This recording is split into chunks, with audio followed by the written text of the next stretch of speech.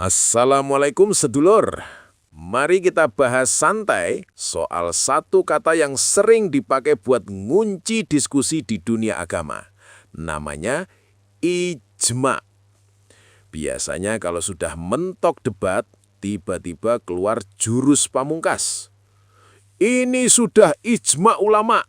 Seketika diskusi bubar, otak parkir, lawan dianggap sesat.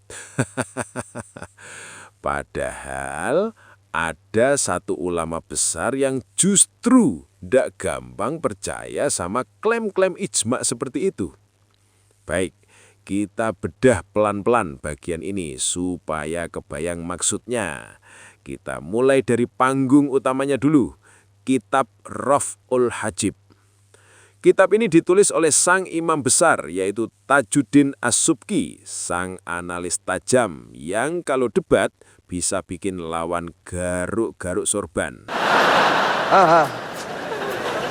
Dan di kitab ini, beliau sedang mengomentari definisi ijma yang sebelumnya dibahas oleh Ibnul Hajib, yang juga bersandar pada definisi dari Al-Ghazali, yang kemudian diberi catatan kritis singkat. Teksnya berbunyi, قال الغزالي رحمه الله اتفاق أمة محمد صلى الله عليه وسلم على أمر من الأمور الدينية ويرد عليه أنه لا يوجد ولا يضطرد بتقدير عدم المجتهدين ولا ينعكس بتقدير اتفاقهم على عقلي أو عرفي. Berkata Abu Hamid Al-Ghazali rahimahullah, ijma adalah kesepakatan umat Muhammad sallallahu alaihi wasallam tentang suatu urusan agama. Definisi ini bermasalah. Ijma tidak bisa terjadi tanpa ketiadaan para mujtahid. Selain itu, definisi ini juga tidak tepat, sebab bisa saja mereka sepakat dalam hal-hal yang bersifat rasional atau kebiasaan. Catatan kritis dari Ibnu Hajib yang singkat itu kemudian dijelaskan secara gamblang dan detil oleh Imam Tajuddin As-Subki. Penulis Ibnu Hajib berkata, وَيَرِدُ عَلَيْهِ أَنَّهُ لَا يُوجَدُ الْإِجْمَاعُ عَلَى هَذَا التَّقْدِيرِ. Artinya, definisi itu dikritik karena berdasarkan pengertian tersebut, ijma tidak akan pernah ada. لأن أمة محمد صلى الله عليه وسلم من تبعه إلى يوم القيامة. Sebab umat Muhammad sallallahu alaihi wasallam adalah siapa saja yang mengikutinya sampai hari kiamat. ولا يضطرد لاستلزامه أن يكون اتفاق الأمة بتقدير عدم المجتهدين إجماعا. Dan definisi itu tidak bersifat muttarid, tidak konsisten atau mencakup dengan tepat. Karena konsekuensinya, apabila tidak ada para mujtahid, maka kesepakatan umat tetap akan dianggap sebagai ijma. Wala yan'akisu taqdiru ittifaqihim ala aqliyyin aw 'urfi. Dan definisi itu juga tidak munakis, karena dengan pengertian tersebut, kesepakatan mereka dalam perkara rasional atau kebiasaan juga akan termasuk ijma. Waliqailin an yaqul 'ala al-awwal annal ummata mukhtassatun bil mawjudin. Seseorang bisa mengatakan umat itu terbatas pada orang-orang yang maujud atau hidup. Maksudnya apa? Kalau ijma disyaratkan seluruh umat, apakah termasuk yang sudah wafat? Tentu tidak. Berarti hanya yang hidup. Tapi yang hidup saja jumlahnya sudah sangat banyak, tersebar di berbagai negeri. Maka secara praktis, bagaimana mungkin semuanya benar-benar terdata dan sepakat? Lalu beliau lanjut. وعلى الثاني أنه غير متصور لأن إجماع الخصم العظيم على شيء واحد لا أصل له يعود إليه مستحيل عادة. Dan berdasarkan kemungkinan yang kedua, hal itu tidak dapat dibayangkan, karena kesepakatan kelompok besar yang saling berbeda atau bertentangan atas satu hal yang tidak memiliki dasar rujukan, secara kebiasaan adalah mustahil terjadi. Beliau sedang berkata dengan logika yang sangat realistis. Mengumpulkan manusia sebanyak itu, lalu semuanya sepakat total tanpa perbedaan, itu secara adat atau realitas sosial manusia hampir tidak mungkin. Beliau bahkan memberi perumpamaan yang sangat membumi. Seperti mereka sepakat makan satu jenis makanan yang sama pada waktu yang sama. Bayangkan saja, sekedar urusan perut saja orang beda selera. Ada yang mau nasi, ada yang roti, ada yang diet, ada yang puasa sunnah. Kalau urusan perut saja tidak bisa sepakat, apalagi urusan pendapat ilmiah seluruh umat. Analogi ini halus tapi tajam. Lalu beliau lanjut. Kesepakatan dalam perkara agama tidak sama seperti kesepakatan dalam hal-hal biasa. Kenapa kesepakatan dalam syariat itu mungkin terjadi? Karena ia punya dasar dan aturan rujukan. Ada relnya. Sehingga wajar kalau pikiran dan dugaan bisa bertemu pada titik yang sama. Karena sama-sama kembali ke kaidah itu. Berbeda dengan kesepakatan atas satu jenis makanan. Mustahil semua orang tiba-tiba sepakat makan hal yang sama. Lalu bagaimana dengan kesepakatan orang awam dalam urusan agama? Itu sebenarnya mirip dengan kesepakatan seluruh orang dalam satu zaman untuk makan satu makanan yang sama. Kenapa? Karena mereka berbicara tanpa landasan dalil yang jelas. Dan secara kebiasaan manusia, kalau tidak punya dasar yang sama, pasti akan berbeda-beda.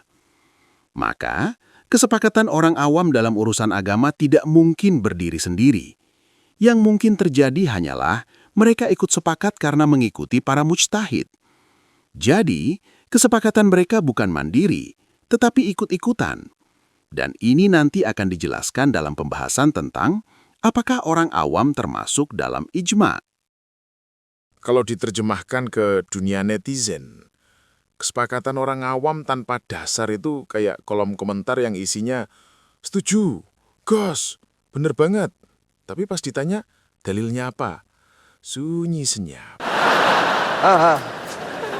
Secara teori, orang yang ngomong tanpa pijakan itu bakal beda-beda sendiri. Kalau tiba-tiba kompak, biasanya bukan karena paham, tapi karena ikut-ikutan. Jadi kadang yang terlihat sepakat di timeline itu bukan ijma', cuma rombongan komentar jeplak yang kebetulan seragam.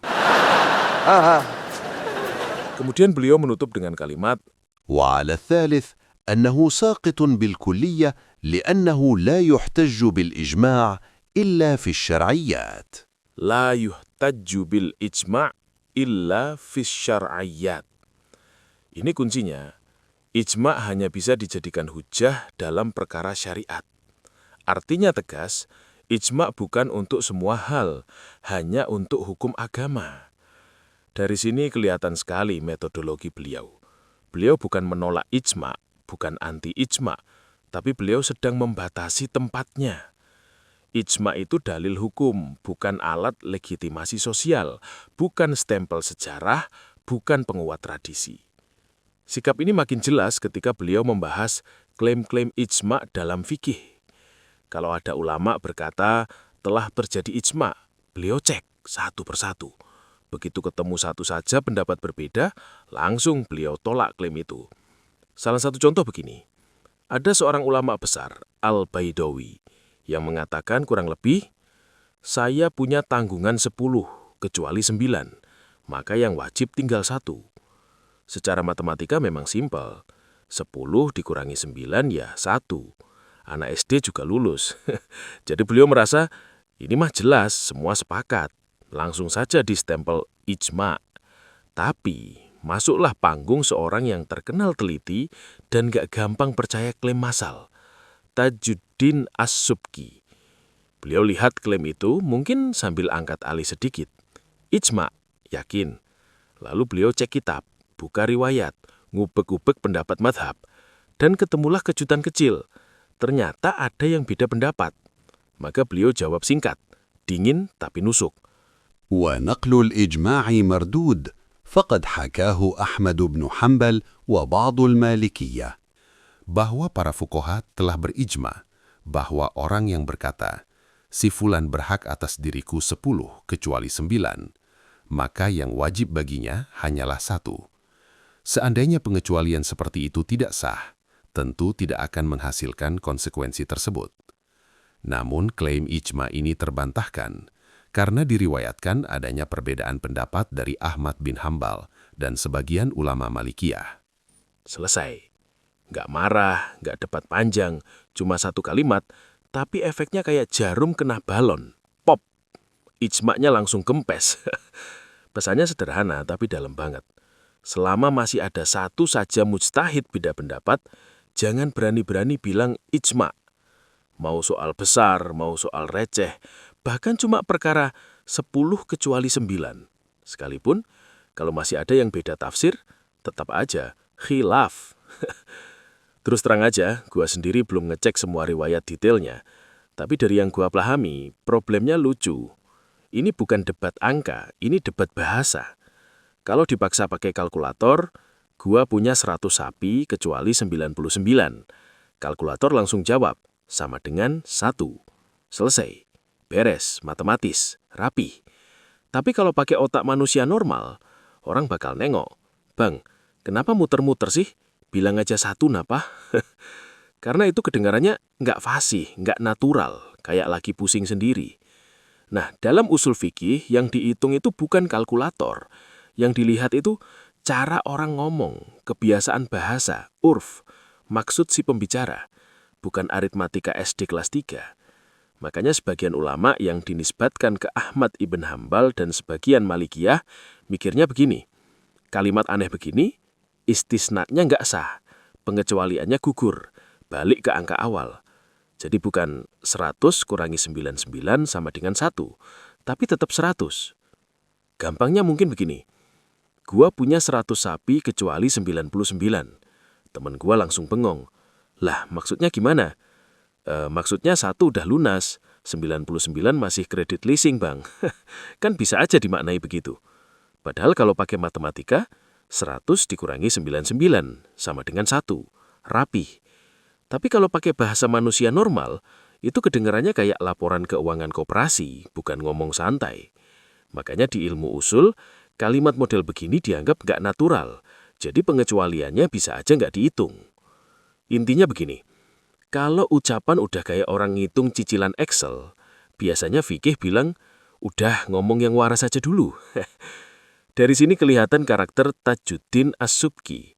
Beliau ini tipe orang yang kalau lihat tulisan semua sudah sepakat, bukan langsung percaya, tapi malah nanya, semua itu siapa aja? Sudah absen belum? Dan justru sikap seperti inilah yang bikin ilmunya rapi. Karena dalam dunia ilmiah, yang berbahaya itu bukan perbedaan pendapat, tapi klaim sepakat padahal belum tentu. Contoh lain adalah ketika nyentil klaim ijma'nya Imam Al-Baqillani. Al-Baqillani pede banget bilang, ini sudah ijma'. Orang yang nunda kewajiban sampai akhir waktu itu nggak berdosa. Kayak ngomong, tenang bro, santai aja, mepet deadline nggak masalah. Ulama sepakat kok. Belum tentu. Datang bantahan. Kata Imam Tajuddin As-Subki, klaim ijma' itu ketolak, nggak valid, jangan GR dulu. Terus beliau bawa kartu as. Nih ya, Imam Syafi'i dalam kitab justru meriwayatkan ada ulama yang bilang tetap berdosa kalau sengaja ngarit sampai akhir waktu. Lah, kalau masih ada yang bilang berdosa, terus ijma'nya di mana, Bang? Nah, dari apa yang sudah dijelaskan di atas ini, kita bisa memahami satu kesalahan umum yang sering terjadi hari ini, terutama ketika membahas nasab. Banyak orang berkata, ini sudah ijma' bahwa si fulan keturunan si fulan. Padahal ini keliru secara metodologi. Kenapa? Karena nasab sebagai siapa anak siapa itu fakta sejarah, bukan hukum syariat. Ia wilayah, riwayat, dokumen, kesaksian, realitas biologis. Ijma' tidak bisa menetapkan fakta. Ijma' tidak bisa menciptakan garis darah. 1000 ulama sepakat pun tidak bisa mengubah DNA seseorang. Jadi kalau ada kesepakatan tentang silsilah, itu namanya kesepakatan sejarah, bukan ijma' usul fikih. Ijma' baru relevan ketika yang dibahas adalah hukumnya. Misalnya, anak zina tidak dinasabkan ke ayah biologis, konsekuensinya tidak bisa jadi wali. Nasab mempengaruhi warisan. Nasab menentukan wali nikah. Nasab menentukan kemahroman. Di sini yang ditetapkan adalah hukum. Barulah ijma' masuk akal. Jadi perbedaannya harus jernih. Fakta tidak sama dengan hukum. Sejarah tidak sama dengan syariat.